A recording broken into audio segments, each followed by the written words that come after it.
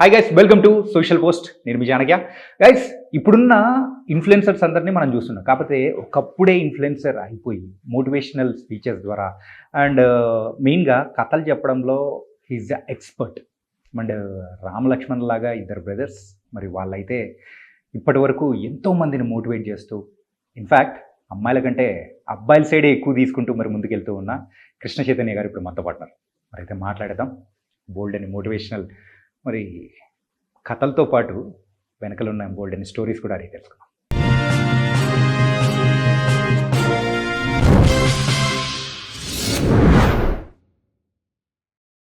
ఈ అమ్మాయిల గురించి తక్కువగా మాట్లాడడము, వాళ్ళ గురించి స్టోరీస్ తక్కువ చెప్పడము, దాంట్లో ఈ ఫెమినిజం అని చెప్పేసి అని అంటున్నాను.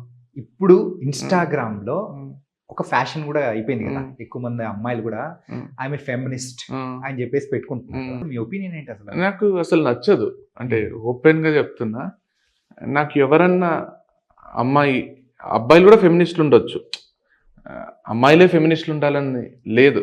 ఫెమినిస్ట్ అంటే ఆడవాళ్ళకి సపోర్టింగ్ గా, ఆడవాళ్ళ కష్టాలు అర్థం చేసుకొని ఆడవాళ్ళకి న్యాయం చేసేదానికి ట్రై చేస్తూ, అంటే దే ఆర్ టువర్డ్స్ ఉమెన్ మంచి కోరుకునే వాళ్ళని ఫెమినిస్ట్ అంటాం. మీరు కూడా ఫెమినిస్ట్ కావచ్చు, ఎవరు ఆపరు. ఐఎమ్ ఏ ఫెమినిస్ట్ అని నేను కూడా పెట్టుకోవచ్చు.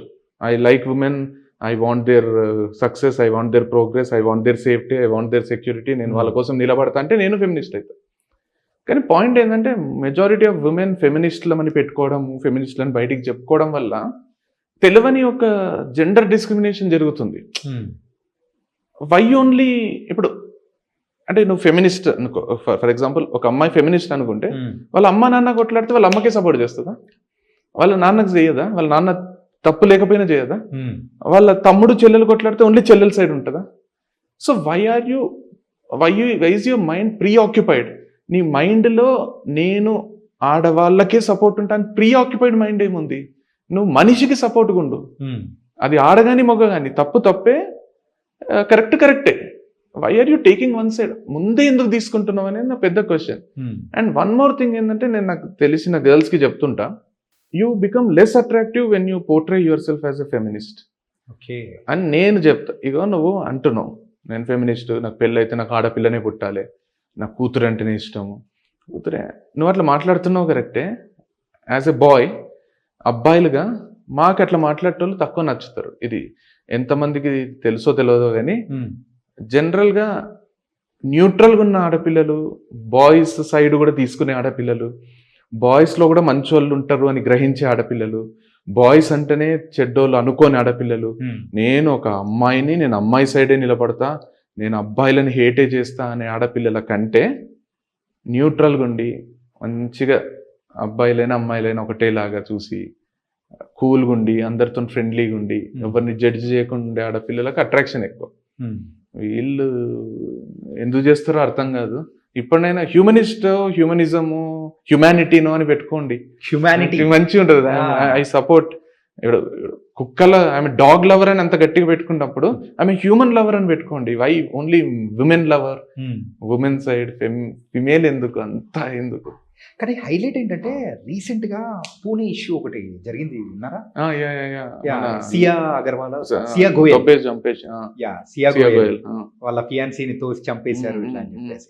సో ఆ ప్రాస్పెక్టివ్ లో అమ్మాయి తోసింది, అబ్బాయి చనిపోయాడు, అంత క్లియర్ గా ఉంది, ఓకే. కానీ అక్కడ తప్పు చేసిన ఆ అమ్మాయికి కూడా ఈ సో కాల్డ్ ఫెమినిస్ట్ వాళ్ళు సపోర్ట్ చేయడం అనేది కూడా చూస్తూ ఉంటే అసలు ఏంటి, ఎటువైపు వెళ్ళిపోతుందా అని చెప్పేసి అనిపిస్తూ ఉంటుంది. అదే చెప్తున్నా కదా, because she's a girl, she's a women, no matter what I will stand with her, I will stand by her, I will try to support her అంటే అగ్లీ అయిపోతాం. ఇప్పుడు మన ఇక్కడ భార్యను కుక్కర్లేసి చంపేసిండు. సో అప్పుడు for example as a man ఒక మనిషి వచ్చి అవును ఎంత టార్చర్ పెట్టిందో చంపేసిండు అంటే ఎంత అగ్లీ ఉంటుందో, నువ్వు ఆడపిల్లవు కాబట్టి ఆడపిల్ల తప్పు చేసినా నేను సపోర్ట్ చేస్తా, నేను ఆమె సైడ్ తీసుకుంటా అనేది అంతే తప్పు ఉంటుంది. అదే మీరు అనేది. అందుకే నాకు ఫెమినిజం అనే ట్యాగే తెలియకుండానే యూఆర్ క్రియేటింగ్ ద డిఫరెన్స్. ఇప్పుడు మనం అంత ఈక్వాలిటీ కోసం ట్రై చేస్తూ boys and girls are equal అని మాట్లాడుతున్న ఈ ప్రాసెస్లో ఇప్పుడు నేనున్నా అనుకోండి, నేను ఇప్పుడు ఓపెన్గా మీకు స్టేట్మెంట్ ఇస్తున్నాను, నాకు పెళ్ళైనాక నాకు మగ పిల్లోడే కావాలి, నాకు కొడుకే ఇష్టం, నాకు కూతురు ఇష్టం లేదు. నా కొడుకు కోసం నేను ఎన్ని పూజలైనా చేస్తా, నేను ఎన్ని గుడులైనా తిరుగుతా, నేను ఏం గడ్డం పెంచుకుంటా, నాకు స్కానింగ్ చేపిస్తా, నాకు కొడుకే కావాలి. ఇది నా స్టేట్మెంట్.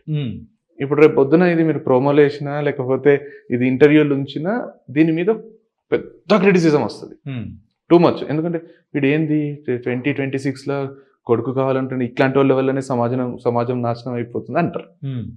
ఫర్ ఎగ్జాంపుల్ నేను ఎందుకు ఇప్పుడు మొన్న ప్రభుదేవానా ఎవరు వచ్చిన ఒక షోకి, నేనే అనుకోండి ఇప్పుడు నా కూతురు అంటే ఎంత ఇష్టం తెలుసా, నాకు ఫస్ట్ కూతురే కావాలి, కూతురు చూసుకున్నట్టు కొడుకు చూసుకోరు, కూతురు పుడితే ఇట్లా ఒక మహాలక్ష్మి పుట్టినట్టు అవుతుంది, నాకైతే పెళ్లి చేసుకున్నాక ఫస్ట్ కూతురు కావాలి. ఒక్క క్రిటిసిజం రాదు దీనికి, వీడు ఎందుకు కూతురే కావాలంటున్నాడు, ఇంకా నా మీద ప్రేమ, నా మీద గౌరవం పొంగిపోతుంది, పెరిగిపోయి వీడు ఎంత మంచోడు అనేది పోర్ట్రే అవుతుంది. So end of the day అంతా ఇప్పుడు అదే చెప్తున్నా కదా, అంటే మారాలి కదా మనుషులు, ఎవరు పుట్టినా ఒకటే అనాలి కదా. కూతురు కావాలంటేనేమో గ్రేట్గా చూసి, కొడుకు కావాలంటేనేమో చీప్గా చూసేది ఇంకెన్ని రోజులు ఇది. అందుకే న్యూట్రల్ ఉంటే బెస్ట్ అనిపిస్తుంది. కానీ వీళ్ళు కూడా అర్థం చేసుకోవాలి, ఫెమినిస్టులు కూడా. బ్రో, ఈ సోకాల్డ్ ఫెమినిస్ట్ వల్ల మీరు ఎప్పుడైనా ఇబ్బందులు ఫేస్ చేసిన సందర్భాలు ఏదైనా ఉన్నాయా? ఇబ్బందులు ఫేస్ చేయలేదు, కానీ మీరు అన్నట్టు ఇప్పుడు సియా ఇట్లాంటివి చూసినప్పుడు తిక్కలేస్తుంది. అంటే ఎంత తప్పు చేసినా ఏమై ఉంటుందో అని. ఇప్పుడు మెన్ని మొత్తం కేటగరైజ్ చేసి మాట్లాడుతుంటారు చూడు, మెన్ అంటేనే చీపు.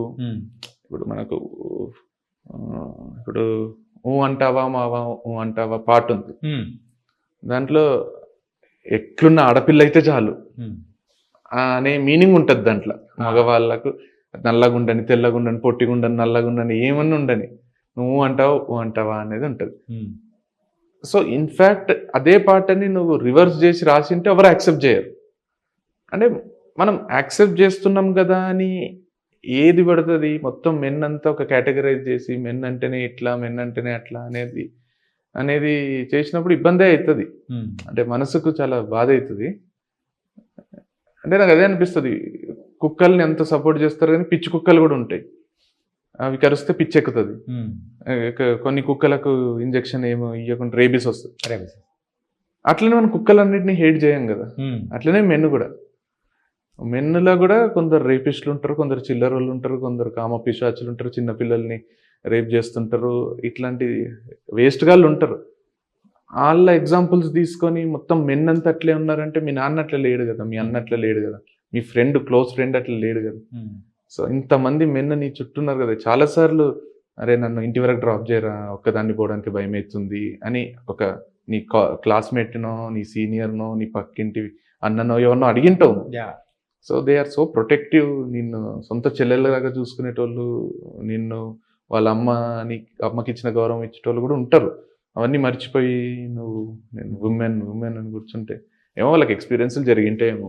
కానీ మీరు చెప్పే దాంట్లో ఎక్కువ మంది చూసినది, ఎక్కువ మందికి బాగా అట్రాక్ట్ అయిన మోటివేషన్ కోట్ కానీ లేకపోతే అది ఏంటి, ఏం చెప్తారు? నాది ఒకటి మా కవర్ పేజ్లో ఉండేది, అది చాలా మందికి కనెక్ట్ అయింది. అందరికీ నచ్చకపోవడం తప్పు కాదు, అందరికీ నచ్చాలనుకోవడం తప్పు. గాంధీ కూడా గాడిసేకి నచ్చలేదు, కృష్ణుడు కూడా కంసుడికి నచ్చలేదు, చివరికి దేవుడు కూడా అందరికీ నచ్చలేదు. అందరికీ నచ్చాలంటే తాజ్మహల్లా సమాధి ఉండాలి, గాలిలా కనబడకుండా ఉండాలి, సూర్యుడిలా కాలిపోతూ అందరికీ వెలుగునిస్తూ ఉండాలి, లేదా గగనంలో చందమామలా అందనంత దూరంగా అయినా ఉండాలి. మామూలు మనుషులం మనకెందుకు ఇవన్నీ, మనలానే ఉందాం, మంచిగా ఉందాం, మనకు నచ్చిన వాళ్ళతో నచ్చినంత కాలం నవ్వుతూ ఉందాం అనేది కోట్ అనమాట. అసలు నేను వంశీ కలిసి రాసిండే అనిపిస్తుంది. నిజమే కదా, అందరికీ నచ్చాలనుకోవడంలో ప్రాబ్లం స్టార్ట్ అవుతుంది. అందరికీ నచ్చకపోవడం తప్పే కాదు, అందరికీ నచ్చాలనుకోవడం తప్పు. ఎవరు కూడా ఎవరికి నచ్చారు కదా, ఆబ్వియస్గా నచ్చారు కదా. సో అట్లాంటివి ప్లస్ నీకు నచ్చినట్టు నువ్వు ఉండు, అందరికీ నచ్చేంత మంచిది కాదు ఈ జీవితం, నీకు ఏమనిపిస్తే చేస్తూ ఉండు, తప్పొప్పులు కొలిచేంత గొప్పది కాదు ఈ జీవితం, ఒక్కసారి ఆలోచించి చూడు, రెండోసారి ఆలోచించేంత పెద్దది కాదు ఈ జీవితం. సో ఒకసారి ఆలోచించు, తప్పొప్పులు కొలిచేంత గొప్పది కాదు, ఒకటేసారి ఆలోచించు, మళ్ళీ ఓవర్ థింక్ చేసి రెండోసారి ఆలోచించక, అంత పెద్దది కాదు ఈ జీవితం, రెండోసారి ఆలోచించేంత లైఫ్ ఉండదు. ఒకసారి ఆలోచించి కరెక్ట్ అనిపిస్తే చేసేసి, ఒకరికి తప్పైంది ఒకరికి కరెక్ట్ అవుతుంది కదా. మీరు చెప్పిన దాంట్లో ఒకటి మాత్రం నేను అపోజ్ చేయడము లేకపోతే వచ్చిన డిస్కషన్ లాగా పెట్టుకోవడమో నాకు అనిపించింది. ఏంటంటే ఎందుకు అడ్జస్ట్ అవ్వాలి, అడ్జస్ట్ అవుతూ ఎందుకు బతకాలి అని చెప్పేసి మీరు ఒకటి చెప్పారు కదా. సో లైఫ్లో అడ్జస్ట్మెంట్ అనేది కూడా లేకుండా ఉంటే మనము లైఫ్ని ఎలా లీడ్ చేసుకుంటే హ్యాపీగా ఉండగలుగుతాం. అంటే నా చెప్పిన పర్స్పెక్టివ్లో ఏంటంటే, ఇప్పుడు మీరు నేను ఉన్నాం ఫ్రెండ్స్, ప్రతిసారి మీరే అడ్జస్ట్ అవుతున్నారు అన్నప్పుడు అది అలవాటుగా మారిపోతుంది. మీరు అడ్జస్ట్ కాని రోజు నేను పాయింట్అవుట్ చేసి ఎందుకు నిన్నటి వరకు మంచిగానే ఉన్నావు, ఎందుకు ఇట్లా పిచ్చోన్లా చేస్తున్నావు మిమ్మల్నే బ్లేమ్ చేస్తా. ఓవర్ ద టైం ఏమైపోతుంది అంటే అడ్జస్ట్మెంట్ అనేది ఒక వ్యసనం, ఒక అలవాటు. అడ్జస్ట్ అయ్యేటోడు అవుతూనే ఉంటాడు, కానోడు కాకుండానే ఉంటాడు. సో కపుల్ మధ్యలో కానీ, అమ్మ నాన్నల మధ్యలో, అన్నదమ్ముల మధ్యలో, ఫ్రెండ్స్ మధ్యలో, ఇఫ్ యూ అబ్జర్వ్ ఎన్ని ఫ్రెండ్షిప్స్, ఎన్ని కపుల్ రిలేషన్స్ అబ్జర్వ్ చేసినా ఒకరు డామినేట్ చేస్తుంటారు, ఒకరు అడ్జస్ట్ అవుతుంటారు, ఒకరు డిసిజన్ మేకర్ ఉంటారు, ఒకరు సరెండర్ అవుతుంటారు. So when you get to that role, నీకు తెలియకుండానే అదే నీ నేచర్ అయిపోతుంది. ఎప్పుడన్నా నీకు వాళ్ళు అరే సినిమాకి పోదామా అంటారు, మీకు సినిమాకి పోయే మూడే ఉండదు. ఇప్పుడు హస్బెండ్ వైఫ్ అనుకోండి, అరే ఈరోజు బయటికి తీసుకుపోరా షాపింగ్కి, మనం నాకు ఇవి అవి కొనేది ఉంది. వీనికి ఆ రోజు హెల్త్ బాగుండదు, వీనికి రాబుద్ది కాదు. కానీ అంతకు ముందు ఒక 50-60 సార్లు ఈ పిల్ల ఏడికి పోదామంటే అడిగి తీసుకుపోయిండు వీడు. ఏం చూపెట్టమంటే ఆ సినిమా వీనికి ఇష్టమే ఉండదు, అసలు వీనికి థ్రిల్లర్స్ ఇష్టం ఉండే, అయితే కూడా ముందు 4-5 సార్లు పిలుచుకుపోయాడు. ఈ రోజు వీనికి వేరే ప్లాన్ ఉంది, కానీ ఈ పిల్ల ఏమన్నది, అరే పోదాం రా అంటే వీని గొంతులో మాట రాదు. లేదే నాకు ఈరోజు మూడ్ లేదు, ఈరోజు నేను నీకు ఏది తీసుకుపోలేను, ఈరోజు ఒక్కరోజు ఇంట్లోనే ఉంటా, చాలా అలిసిపోయినా అనలేడు వీడు. సరే అంటాడు బై డిఫాల్ట్. సో అడ్జస్ట్ కావడం కూడా నువ్వు అలవాటుగా మార్చుకుంటే నీకు నచ్చింది లేకుండానే జీవితం అయిపోతుంది. So at a certain time you have to break it, you have to say that I'm not okay with it, I don't like it, I can't eat this. రోజు చప్పటి పప్పు అదే తింటూ బాధపడుతుందని తింటూ ఉన్నాడు, ఒక్కరోజు కూడా కూర బాగాలేదని చెప్పలేడు. ఎందుకంటే ఆమె his is not use to it. చెప్తే హర్ట్ అవుతుంది, ఏడుస్తుంది, పండుకుంటుంది. అవసరమా ఇది అని వీడు అదే బాలేని కూరని బాలేని పప్పే తింటాడు. అట్లాంటి వాళ్ళు మస్తు మంది ఉన్నారు లైఫ్లో. అంతేందుకు నాకు చాలాసార్లు నేను అడ్జస్ట్ అయితో ఒక వారం రోజులు నచ్చనివన్నీ ఒకరి కోసం చేస్తుంటే ఆ జోన్లో పడేస్తారు. నాకు చెప్పడానికి మాట రాదు, ఫోన్లో వాళ్ళు బాధపడతారని ఇష్టం లేని పనులు చేయాల్సి వస్తుంది. ఎవరైనా చేస్తారు. నా ఉద్దేశం ఏంటంటే అడ్జస్ట్ అంతగానో మెయింటైన్ చేయి, న్యూట్రల్ బ్యాలెన్స్ మెయింటైన్ చేయి. ఒకసారి నువ్వు అడ్జస్ట్ అయితే ఒకసారి వాళ్ళే అవుతారు, ప్రతిసారి నువ్వే కాకు. కానీ అది ఓపెన్ అయ్యి చెప్తే కదా అర్థమయ్యేది. అలా లేకుండా ఉంటే, ఆ అడ్జస్ట్మెంట్స్ అనేది లేకుండా ఉంటే ఇట్స్ నాట్ దేర్, ఒక బ్యూటిఫుల్ లైఫ్ అనేది ఉండదు, ఏమీ ఉండదు. కానీ మీరు చెప్పిన ప్రాస్పెక్టివ్ ఎలా ఉంది, there is only one side. Adjustment లేకపోతే వదిలేసేయండి అనే కైండ్ ఆఫ్ లో. వదిలేయమనలేదు, మేబీ ఆ షార్ట్ వల్ల 30 seconds లో చెప్పాలనే దాని వల్ల అట్లా కన్వే అయిందేమో. చాలా రీచ్ ఉంది దానికి. కానీ మీరు అన్నట్టు అడ్జస్ట్ అయ్యేటోడు కూడా చైతన్య చెప్పి వీడియో చూడని షేర్ చేసి ఇక నేను ఈ రోజు నుంచి అడ్జస్ట్ గాను అనే ఛాన్సెస్ ఉన్నాయి. ఉంటాయి, ఒక్కోసారి రాంగ్ గా కన్వే అవుతుంది. ఇది కూడా వన్ ఆఫ్ దెమ్ అనుకుంటా. బట్ నా ఉద్దేశం ఏంటంటే లైఫ్ అంతా అడ్జస్ట్ అవుతూ బతకకు.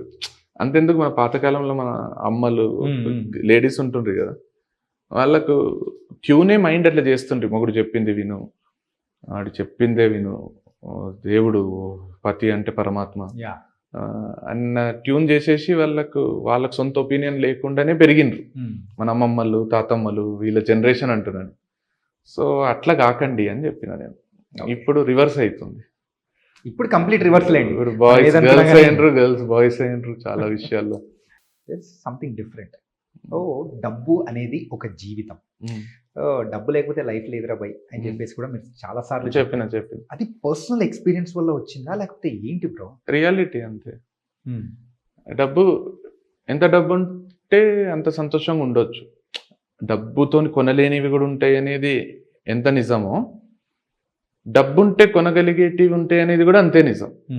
సో ఒక డైలాగ్ ఉంటుంది కదా, వీడిని చేసుకున్నా వాడిని చేసుకున్నా సేమ్, లైఫ్లో ఏడుస్తూనే బతకాల్సి వస్తుంది, వీడైనా వాడైనా. కాకపోతే వాడిని చేసుకుంటే బంగ్లాలో ఏడుస్తా, వీడిని చేసుకుంటే పూరే గుడిసెలో ఏడవాల్సి వస్తుంది. సో ఐ ప్రిఫర్ టు క్రైనే బంగ్లా అనేది ఉంటుంది ఒకటి. ఎందుకంటే ఏసీలో కూర్చొని ఏడిస్తే కొంచెం తక్కువ బాధ అవుతుంది కదా, ఎండలో కూర్చొని ఏడ్చే కంటే, రోడ్డు మీద కూర్చొని ఏడ్చే కంటే అనేది పాయింట్. సో డబ్బు చాలా ఇంపార్టెంట్ ఏ యాంగిల్లో తీసుకున్నా, ఎవరు ఒప్పుకున్నా అందరు ఒప్పుకుంటారు, కానీ ఓదార్పుకి ఎన్నైనా చెప్తాం, కానీ the more you make money the more happy you can be. ఇలా మోటివేషనల్ స్పీకర్స్ కానీ ఇట్లా మోటివేషన్ది చెప్పేది ప్రతి ఒక్కటి అందరూ చెప్తూ ఉన్నారు, మనం చూస్తున్నాం, వెళ్తూ ఉంది. సో ఇవన్నీ విన్న తర్వాత ప్రతి ఒక్కరు కూడా ఆ నెంబర్ 1 ర్యాంక్. సో నేను ఏం చేయాలనుకుంటున్నానో, పక్కన వాళ్ళని హర్ట్ చేసేనా, ఏం చేసేనా కానీ, అది అడ్డదారైనా ఏ దారైనా కానీ నేను డబ్బులు సంపాదించాలి, అట్లా వెళ్ళాలి అని చెప్పేసి అట్లా డైవర్ట్ అయ్యే అవకాశాలు అనేది కూడా యూత్లో ఉంటుంది కదా. ఉంటుంది. మరి దానికి ఏం చెప్తారు మీరు? అదే చెప్తున్నా, అంటే ఇప్పుడు డబ్బు సంపాదించడంలో ఇప్పుడు ఫర్ ఎగ్జాంపుల్ మనకు రాజ్ కుమార్ రావుది ఒక సినిమా ఉంటుంది, న్యూటన్ ఏదో. నువ్వు అక్రమంగా డబ్బు సంపాదిస్తే నీకు ఒక్క రాత్రి కూడా నిద్ర పట్టది, ప్రశాంతంగా నిద్రపోలేవు. అదే నువ్వు సక్రమంగా సంపాదిస్తే నువ్వు ప్రశాంతంగా నిద్రపోతావు అనేది పాయింట్ ఉంటుంది దాంట్లో. అంటే when you are not making money in the right direction, you are always, నువ్వు ప్రతిరోజు ఒక భయంలో, ఒక బెరుకులో, ఒక మనశ్శాంతి లేకుండా బతుకుతుంటావు.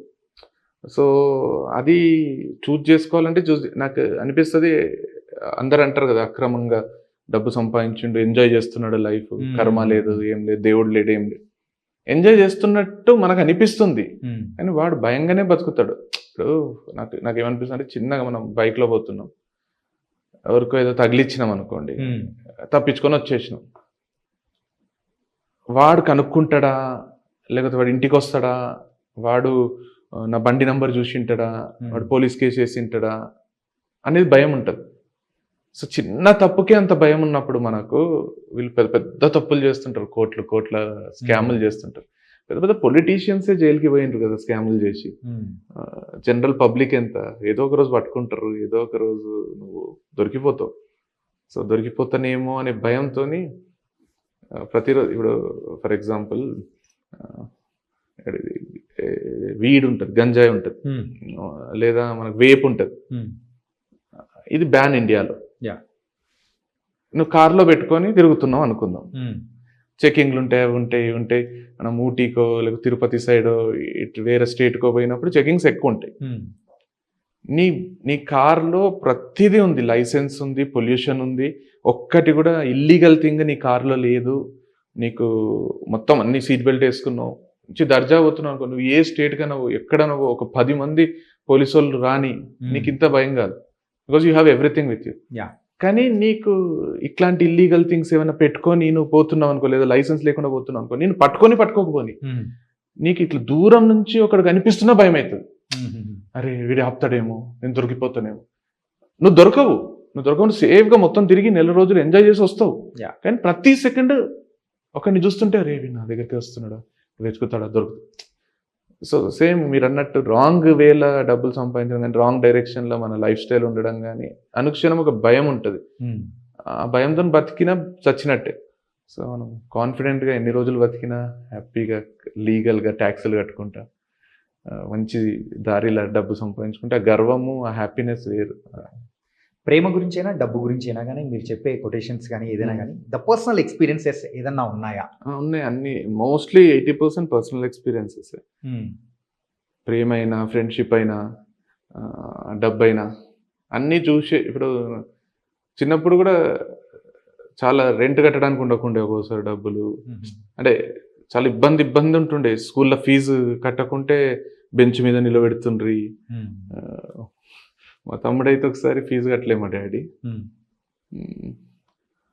6th ఉండేనో 5th ఉండేనో, ప్రిన్సిపల్ వచ్చి క్లాస్లో నిలబెట్టి, మా డాడీ ఫీజు కట్టకపోతే నాకెందుకు ఇస్తున్నారు మేడం పనిష్మెంట్ అని కూర్చున్నాడు. ఇంకా గుర్తొస్తుంది. So tough times make you stronger. అట్లా తెలిసి అన్ని లైఫ్ చూసినాం కాబట్టి డబ్బుది ఒకటి. ఇంకా ప్రేమ అది అంటే ప్రతి ఒక్కరికి లైఫ్లో ఎక్స్పీరియన్స్లు ఉంటాయి, బాధ పెడుతుంటుంది, బ్రేకప్లు ఉంటాయి అని ఉంటాయి కాబట్టి అది ఒకటి. అండ్ ఫ్రెండ్షిప్ అయితే చాలాసార్లు నేను మధ్యరాత్రి 2 గంటలకు ఫోన్ చేసినా వస్తాడు. నాకు అట్లాంటి ఫ్రెండ్స్ ఉన్నారు, నాకు నైట్ 2 o'clock కూడా ఫోన్ చేస్తే వచ్చే ఫ్రెండ్స్ ఉన్నారు అంటే అది ఫ్రెండ్షిప్ కాదనిపిస్తుంది నాకు.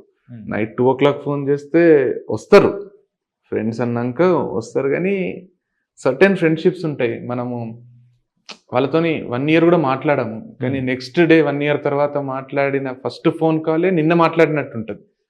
ఎక్కడ మనం వదిలేసినా అక్కడి నుంచి కంటిన్యూ, ఏమి మనస్పర్ధలు ఉండే, ఈగోలు ఉండే, ఏముండే, ఏంద్రా 1 year ఫోన్ చేయలేదు ఉంటుంది. నేను నిన్ను అర్థం చేసుకుంటా, నువ్వు నన్ను అర్థం చేసుకుంటావు, ఎవరికి కుదరలేదేమో, వాడు దేంట్లోనో బిజీ ఉండి ఉంటాడు. అంతా ఓన్ చేసుకునే కొన్ని ఫ్రెండ్షిప్స్ ఉంటాయి. సో డబ్బు నేను ఎన్ని అడిగినా ఇస్తాడు అనే ఫ్రెండ్షిప్స్ వేరు, అసలు అడిగే అవసరమే రాని ఫ్రెండ్షిప్స్ కూడా ఉంటాయి. ఇప్పుడు మనం ఇద్దరం ఉన్నాం అనుకుందాం, నా ఫ్రెండ్కి నేను లైఫ్లో డబ్బులు అడిగే అవసరం రాలేదు నాకు, అంటే వాడు ఫ్రెండ్ కాదా? అట్లయితే అదే అంటున్నా. చాలా మంది కొన్ని స్టేట్మెంట్స్ ఇస్తారు, నాకు ఎప్పుడు అవసరం వచ్చినా వీడు ఆదుకున్నాడు, నాకు మధ్యరాత్రి 2 గంటలకు ఫోన్ చేసినా వీడు వచ్చిండు కాబట్టి వీడు నా బెస్ట్ ఫ్రెండ్ అంటారు. కొన్ని ఫ్రెండ్షిప్స్ మధ్యరాత్రి 2 గంటలకు ఫోన్ చేసి అవసరం పడని ఫ్రెండ్షిప్స్ ఉంటాయి లైఫ్ లాంగ్. నాకు మధ్యరాత్రి 2 గంటలకు ఫోన్ చేసి అవసరమే రాలేదు, కానీ వాడు నా బెస్ట్ ఫ్రెండ్. నాకు 10,000 అడిగి అవసరమే రాలేదు, కానీ వాడు నా బెస్ట్ ఫ్రెండ్. సో నేను టెస్ట్ కూడా చేయలేదు ఇంతవరకు, వాడు మధ్యరాత్రి 2 గంటలకు ఫోన్ చేసి వస్తాడా అని టెస్ట్ చేయలే, వాడు నాకు 10,000 అవసరం ఉంటే ఇస్తాడా అని టెస్ట్ చేయలే, కానీ నాకు వాడు బెస్ట్ ఫ్రెండ్ అనేది తెలిసిపోతుంది. అట్లాంటి ఫ్రెండ్స్ లైఫ్లో ఉంటే అది అత్యంత అద్భుతమైన విషయం అనిపిస్తుంది నాకు. So there are certain people in my life where no matter what, ఏం చేసినా చేయకున్నా, అసలు కలిసినా కలవకున్నా, అంటే వాళ్ళు మంచిగా ఉండాలనే కోరిక ఉంటుంది మనసులో, వాళ్ళకి అదే ఉంటుంది. ఓకే, నాకు బాధ అయితే వాళ్ళకి అడవుతుంది. అట్లా కొన్ని కనెక్షన్స్ ఉంటాయి, అది మంచిగా అనిపిస్తుంది. ఎన్ని బ్రేకప్స్? ఎక్కువ బ్రేకప్స్ ఏం జరగలేదు, బట్ బ్రేకప్స్ అంటే హార్ట్ బ్రేకింగ్ థింగ్స్ ఏం జరగలే.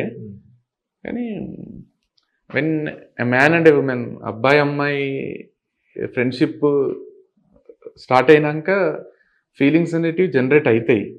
అయినప్పుడు కొన్నిసార్లు ఎక్స్ప్రెస్ చేస్తాం, కొన్నిసార్లు ఎక్స్ప్రెస్ చేయం, కొన్నిసార్లు వాళ్ళ పరిస్థితుల వల్ల కుదరది. ఒక మనిషి 10 మందిని లవ్ చేయలేదు కదా, ఆల్రెడీ వేరేవాడిని ఇష్టపడి ఉండొచ్చు, మనమే లేట్ అయిపోయి ఉండొచ్చు. సో ఇట్లాంటి చిన్న చిన్నవి ఉంటాయి.